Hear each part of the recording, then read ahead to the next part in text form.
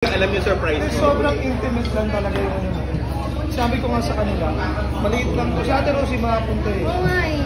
Talagang gusto ko yung mga kasama, yung mga appreciate ng kasama natin talaga sa Pagpasok ako bumungad sa akin siya, tsaka siya. Sobrang, pero mga Alam niya kasi favorite ko yung kare-kare na oxtail. Sabi niya, Bebe, magluluto na lang ako ha. Magagaling pa ako sa training ko sa on the job, ganyan. Baka mga gabi na ako dumating, sabi niya pang gano'n. Totoo ba may training ka talaga? Oo, meron naman. Meron talaga. Okay, pero akala ko nga gagabihin siya. Alam mo, BGC tsaka duty. Ako mababaw yung kaligayahan ko. Gusto ko lang yung may pansit na yung favorite ko, yung may kibiho na pansit, may kare-kare na oxtail, parang may ice cream, may ano, yung ganun na ako. So okay ako lang.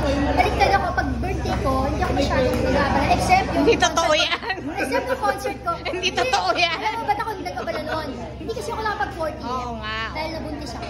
So yung 45th ko, yun na yung pinagsama-samang 40th, 50th in the future. Kasi hindi ako mag-50th. Hindi,